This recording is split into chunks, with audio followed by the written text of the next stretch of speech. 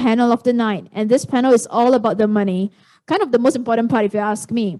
We are going to get a bunch of people to discuss funding for Web3 projects. With the volatility of the space, how would funding for Web3 look like in a couple of months ahead? We have on this panel, again, multiple perspectives to make the discussion interesting. We have Aly from Blockchain Founders Fund, Patrick from PwC, Douglas from ASEAN FinTech Group, a Web3 investor as well, Miko from Gumi Capital, and also happy to introduce Rachel from Tribe, who will be moderating this session. Let's wait no further. Take it away, Rachel. Right.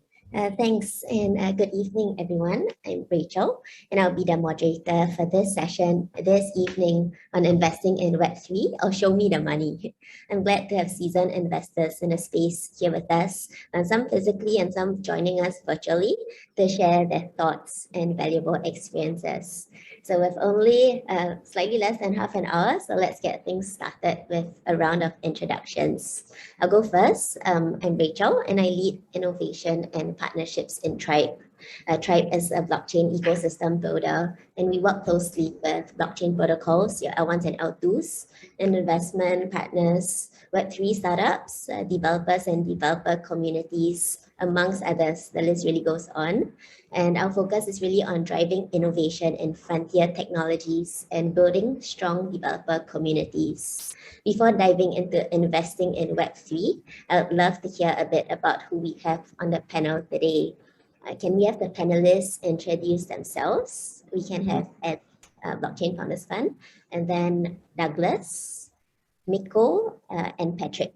We can have it in this order, beginning with Aly, please. Perfect. Thanks so much for having me. So Aly Madhavji, managing partner at Blockchain Founders Funds. We invested and helped venture build top-tier startups across the space. We now have about 100 portfolio companies, all across the world in the industry.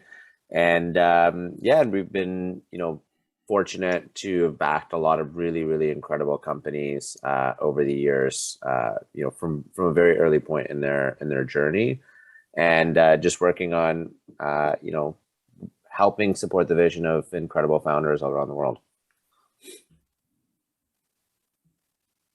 Thank you. Douglas? I started angel investing in Bitcoin in 2013 when my friend from the US came to Asia to start the first crypto exchange. And then in 2015, went into Ethereum when my friends in Beijing were telling me that Vitalik went there to raise money and it's a good time to enter. And then in 2017, did 2 ICOs, and then after that, raised a 100 million fund to invest in crypto projects. So it was a spray approach. We did about 2.8x return within less than a year and a half. And now I'm just angel investing.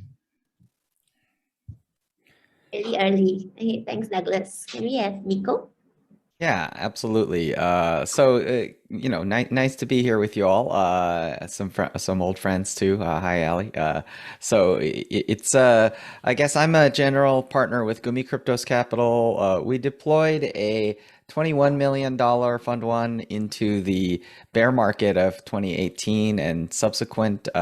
We were seed stage into projects like Yield Guild Gaming, things like OpenSea.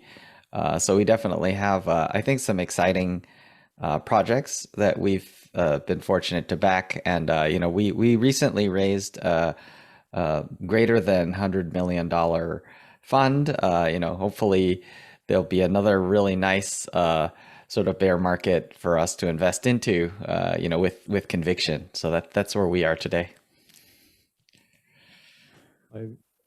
Hi everyone, I'm Patrick Yeo from PwC Singapore. So I run the venture business here in Southeast Asia. So our first brush with crypto was in 2017 when we did quite a number of ICO projects where we advised, in terms of fundraising and a couple other stuff. And we do build our own portfolio as well, right, in terms of equity positions in some of the blockchain related companies. So very excited to be here and ready to have a good discussion with the rest of the panelists. Yeah, thank you. Thank you all for the introductions. As active investors in early stage Web3 startups, panelists here with us today have first-hand encounters with the ins and outs of the industry and can see opportunities and challenges that builders, developers, and founders may have, and as they work tirelessly on their projects. For the panelists here, could you tell us more about trends that you've been seeing in the space? For example, the profiles of startups, the types of industries, the projects you've been seeing, and the different opportunities over the past year. I'm very happy to kick off that conversation. So, one of the things that we've been very interested in is transformation in the area of gaming. So, if you really look at metaverse as a whole, there's many different segments. Obviously, NFT infrastructure and middleware. We've been very active there with a number of things like Solve Protocol, Lit Protocol, many NFT middlewares, most recently Cyan. So, we've been really actively investing in NFT infrastructure.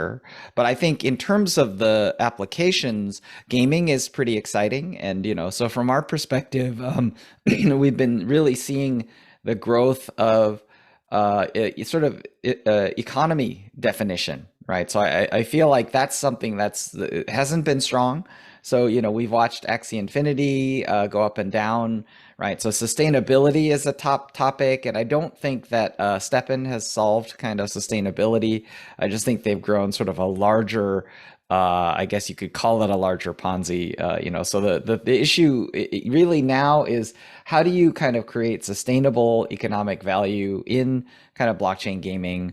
So that's some of the exciting things that I think we're seeing broadly when you describe sort of the metaverse space. I mean, since we're all very builder aligned and early stage investors, I think we all have to kind of take an honest appraisal and say the metaverse that everybody talks about hasn't been built yet, and so, it's really right now just the metaverse is really just currently fashion. It's a style, and I think we have a lot of building to do. Yeah, I'll add on to that, right? So, I mean, one, we're seeing, super interesting things across metaverse and gaming, which I'll touch on in a second. We've seen also a lot of growth across, for example, the derivatives market over the last, year and a half or so. And so there's really cool opportunities across that. Then there's all sorts of like tooling that can sort of align to anything from DeFi to across gaming and metaverses and all of that. We've got a similar, we find that gaming and metaverses have been an interesting play, but I think something to mention is we're also seeing it being quite saturated in what we're seeing sort of in the pipeline coming up, right? So internally, what we're expecting is probably something like 1,000 metaverses by the end of the year, which means there's probably not a good reason for a lot of these to survive, right? So we don't expect the vast majority of these to survive. And I think that's a very critical point. And then on the gaming side, I think also quite similar. We do think that play to earn is going to have a similar movement to say free to play did about a decade ago. But we also see that everyone is launching essentially a play to earn game these days, right? And again, there's not a reason for most of them to survive. And so there needs to be, a very unique advantage that they have that they're bringing to the market and how they're going to go actually build those user bases and that stickiness and all those things you got to do to be a successful startup in general, but then also all of the aspects you need to do from a Web3 angle, which, there's a number of steps that you need to take on that front. And also, there's a lot of trade-offs that you're making from, essentially a short-term play to, long-term shared economics with your community and using that as a driver to essentially grow sort of a wider, more sustainable, startup.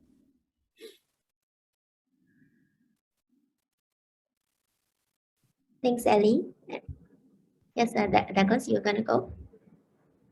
Yeah, I'm actually seeing more AAA games entering into the space. So like Grand Theft Auto, they announced that they will get into this space, right? And so I've been playing Diablo 1, 2, 3, and I'm looking forward to Diablo 4. Unfortunately, I think only at Diablo 5 will they have metaverse or NFT elements inside. But if you imagine a AAA gameplay, which have all the in-game items as NFTs, and then they have an in-game mechanism, maybe their credits inside or their point system inside is tokens, in this case like Diablo. The people no longer have to go to offline forums to try and figure out a time and place to meet each other at a secluded location and make sure that no one comes and steal our weapons or armors when we're trading. We can just do that instantly on the chain by transacting an NFT. But of course, there are other considerations for such a gameplay. But I foresee quite a lot of AAA games coming into this space.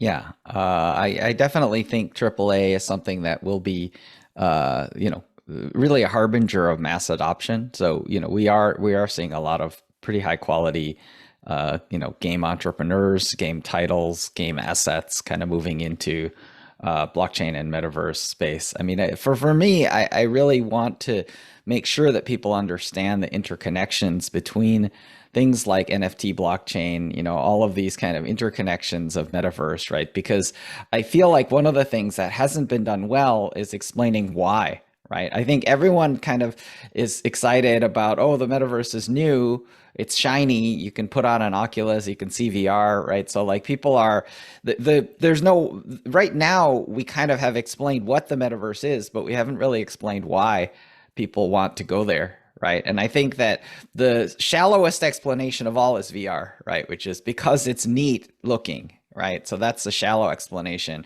I think gaming has a slightly better explanation, which is gaming's explanation is because it's fun, right? But I think that the blockchain explanation is actually really, really interesting, right? Because the blockchain explanation is, I think social media has an explanation, which is why Facebook is playing in this. But I think that, which is really that our friends are there, which I think is a reasonable explanation. But when you think about blockchain explanation, it's because it's like our land, it's our stuff, right? Obviously our friends, our family, right? Our tribe, so it really, all of the things that belong to us that we belong to is the why, right? So I think that that's the relationship, because blockchain enables people to own, things. So I think belonging is the why, and I think that's the part that I think really we have to do a better job connecting.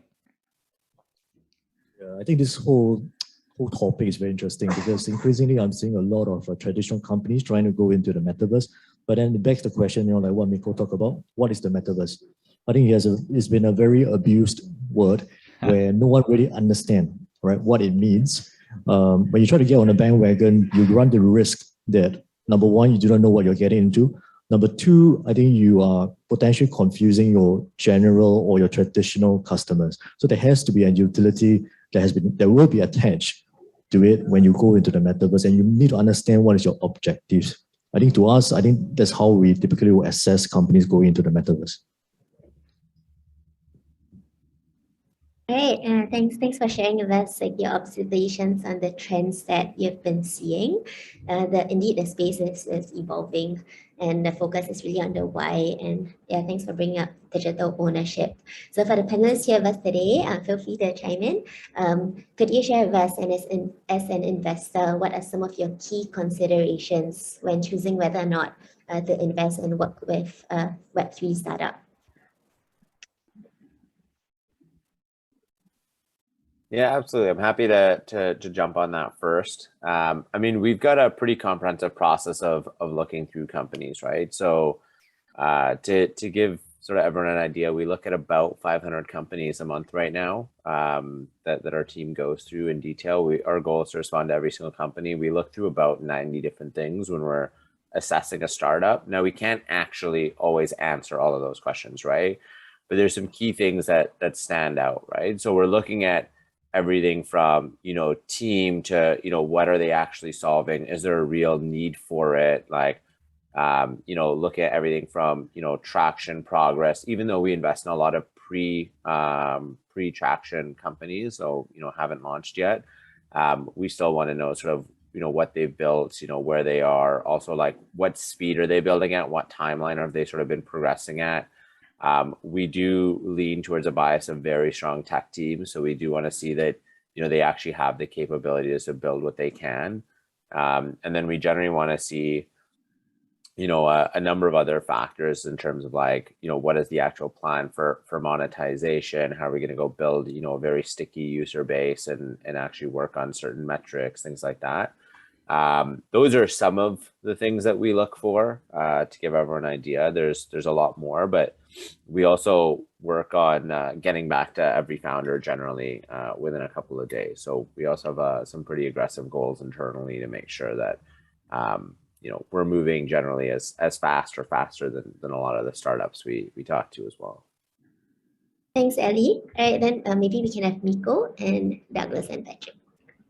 Yeah, I'm actually having a pretty interesting chat, about really DAO investment and metaverse DAO investment. So I just wanted to highlight really interesting incident, which was that Merit Circle DAO actually at one point voted to essentially go into breach of an investment contract with, between Merit Circle Limited and YGG or Yield Guild Games, right? So, this incident really prompted a lot of soul searching within the investment community.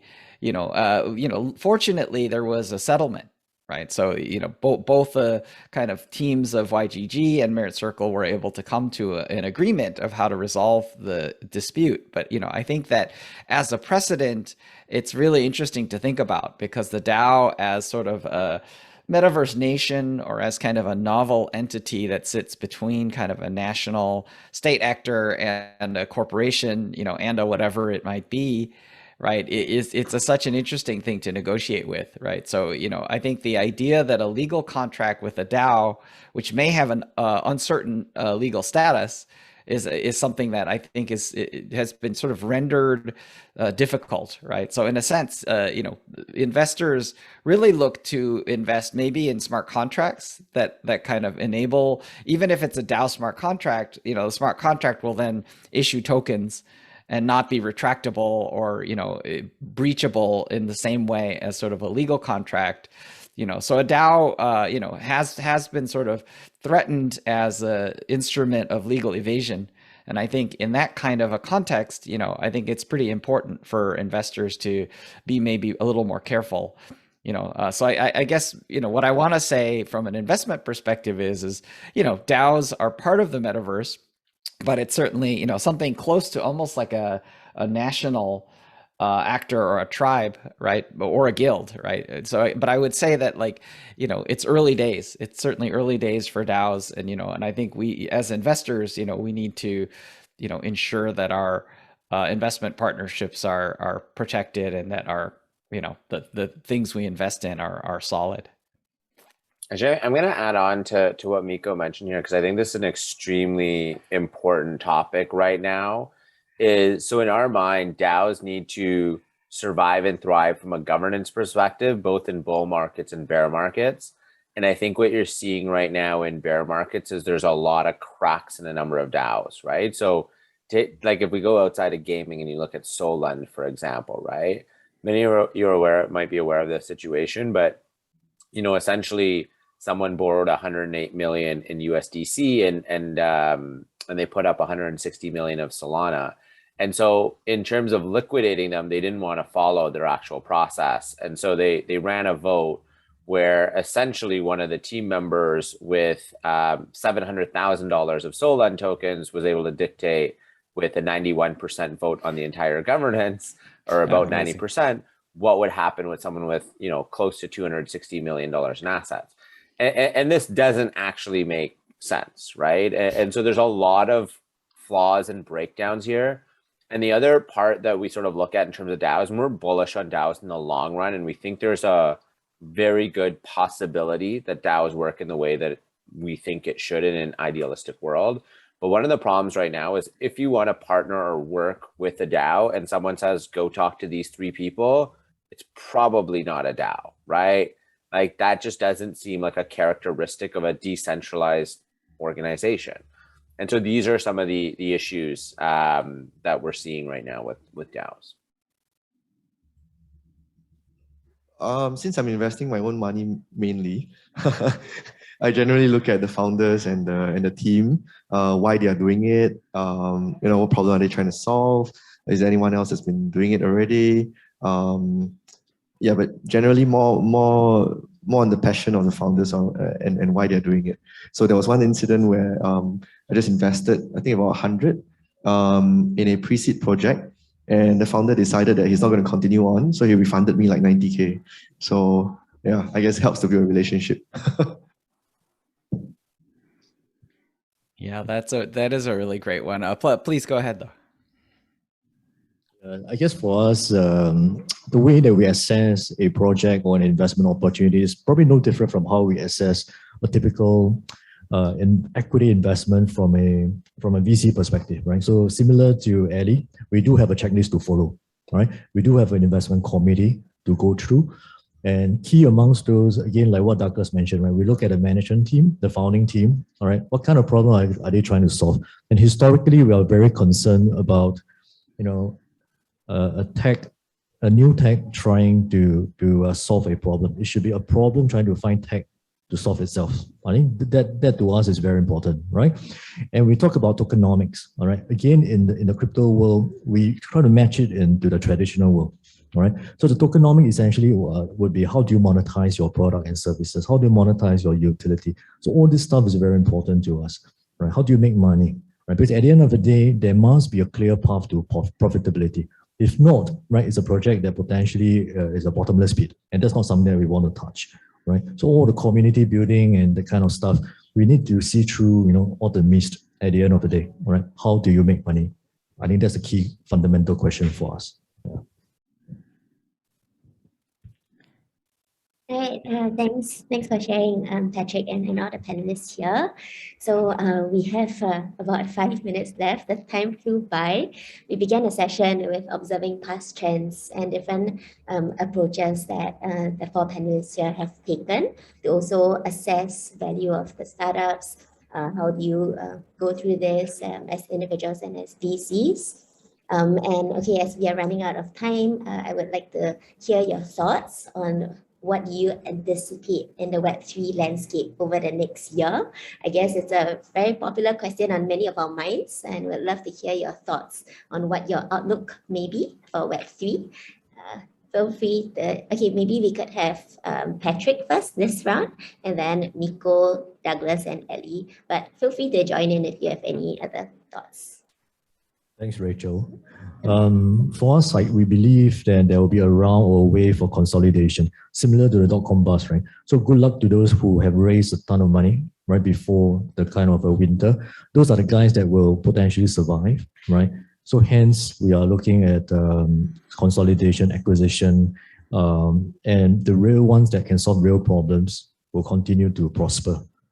So I think what Miko talked about, the 1,000 projects, hopefully by the time, end of the year, he will be looking at maybe 10, 15 projects a month rather than 1,000 projects a month.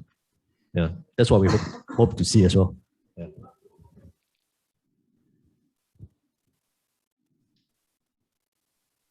Right, Miko? Yeah, I mean, I would say the upcoming year is really going to be, I think, feature a lot of building and builders. And, I think that's the exciting part. So I think, there's a bunch of really key pieces that have been missing. I think kind of a uniform blockchain identity solution has been missing. Lots of middleware pieces are missing. I think economic sustainability of blockchain gaming is missing. I think integration between kind of VR, AR, and blockchain is missing, right? So there's so many missing pieces, so I think we really got ahead of ourselves with the recent bull market, so I think we're going to see lots of missing pieces filled in, so I'm excited about that. And I think mass adoption in blockchain gaming, we'll see that as well. Yeah, Miko, totally agree with you. I think that the next year will be a lot of building. I think there will be a lot of startups that were, launching games. So there were a whole bunch of Vietnamese studios that I was speaking to. They were like thinking, oh, great, I launch a game, from Vietnam, and I raised a 10 million and launch another one and launch another one. So they keep doing that. I think that will die off. And a lot of the consumers who are obviously currently down by a couple of multiples like myself in the crypto space, we'll also foresee that, it'll be tighter to invest money. And I think a lot of the PFPs from NFTs will slow down significantly. In fact, I question the value of PFPs with the exception of some blue chips. But there will be interesting moves around NFT collateralization, I think, where a lot of this liquidity that's currently locked in an NFT would become collateralized for certain staking mechanisms or lending mechanisms over to fiat. So I think the recent regulation around the world centering around NFTs being sort of like a partial security or sort of something that can be treated as an asset would be pretty interesting. Absolutely. I think my panelists covered a lot of them. I think, and I definitely agree with all of those.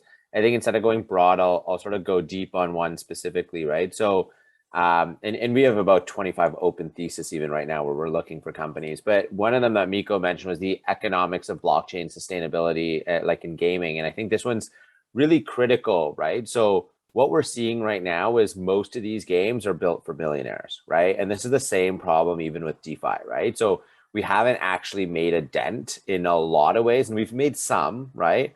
But into actually making this for mass adoption. And if you need to spend $1,000 or $10,000 to start playing a game, like this isn't built for the whole world, right? This is built for a very select small group of people. And this is where we think, for example, like lending markets with NFTs and in gaming is going to be very critical, right? So one of our portfolio companies, Splinterlands, for example, launch rental markets, and there's 2 million daily rentals that happen successfully every single day, right? This is a very big deal, and I think this is going to start to change the industry because you can rent a card and start playing for 1/100th of a cent, right? And I think that is very critical to start actually opening up this industry for the whole world instead of a very select few people. All right, thanks, Aly. Okay, so I've just been given the go-ahead to extend for 5 minutes. Very happy I can take one audience question. Okay, so I'm just gonna read off this question now. It has 2 parts. So the first, it says, we see that many traditional VCs are branching out to invest in Web3 related projects. And is this evaluation on whether or not to invest similar to that of a normal startup? So the first question is about consideration for Web3 as compared to a normal startup from a traditional VC. And the second question he's asking is there a challenge that traditional VCs are facing when it comes to investing in Web3 projects compared to normal startups? I'm happy to kick that off. I would say, to me, like a lot of it is super domain dependent, right? Like if you're doing a novel layer 1 consensus or layer 2 project, right? Obviously that's night and day, right? But to me, like if you think about the idea of like Web3, right? I think 90% of the hard part of Web3 is really Web 2, right? Which is the human factors and building applications that people want to use. Right. So I think if you really look at kind of the application layer, not the middleware layer, infrastructure layer, developer tools layer, if you look at the application layer, I'd say Web 2 and Web 3 are really very close. I think the instincts of Web 2 investors should work really well as long as they stay in the application layer. I think as soon as they come further south, it gets a little bit different. That's my feeling. I think the fundamental between a Web3 and a normal traditional startup, it's fundamentally the same on a human level because the entrepreneur and the team running it is still critical. But the key difference I feel would be the liquidity. So in a typical startup, the guy stocks it out, has an office space, and then he starts getting a team on board, hiring, so on and so forth. But then in the Web3 space, you have a lot of contractors, a lot of freelancers, a lot of remote workers, and suddenly liquidity for your token, or in this case, your stock, which in a traditional sense will never be liquid until at some point you get to exit or your IPO. But in a Web3 space, you kind of have your TG events, and then you kind of have your ability to they call it like you can participate in your own pre-seed round basically, and then after you can sell it, right? So yeah. I think one of the big differences that we've seen as well, and this, around traditional VCs is they come in as very aggressive and don't actually tend to add value in the way that Web3 projects need, right? And so what we often see is now that there's a lot of, Web 2 investors that have come in, they say like, oh, can you cut the rest of your investors and like, we'll just take the whole chunk, or we'll take a really big chunk. And you're seeing this with a lot of funds have a lot of capital. And it just doesn't make sense because this whole industry is about collaboration and building together and like key partnerships and driving like very deep value in the industry. And, they're just missing that, and they don't get that, and they don't understand how to drive that value. And it's very, very apparent to us, but it's also very apparent to builders in the industry. And so we see that actually time and time again, like literally every week we're seeing this sort of thing. And I think that now the world is starting to see it as well, where, you know, when you're seeing these projects that are backed by some of these large traditional VCs, a lot of it's just hype, but they don't actually have a lot of the things that are needed to sort of keep it sustainable and actually go grow it in a very deep way in the industry. So this part is what I call the convergence of the two worlds, right? I mean, hopefully it's convergence and not collision, right? I think it's important to note that I think the traditional VCs, when they come in, some of the KPIs they look at, some of the items they look at will be slightly different from the Web3 or metaverse ecosystem. But at the end of the day, I think some things do apply, right? Like what kind of your tokenomics essentially is your monetization strategy, right? What problem you're trying to solve, right? In the traditional VC world versus in the metaverse world, in the Web3 world, they are similar, but the way that they go about doing it, how they invest, the kind of terms and conditions that they impose, right, on the startup or on their projects could vastly differ. And that's where problems potentially might arise. And whether do they want to take equity or they take tokens? Again, how do you structure that? So from a structuring perspective, those are apparent issues as well. Thank you, Patrick, Douglas, Aly, and Miko. It's been a privilege to hear from the four of you, and I look forward to more conversations ahead. It's a really quick session this time round. We're happy to have you on board. Thank you.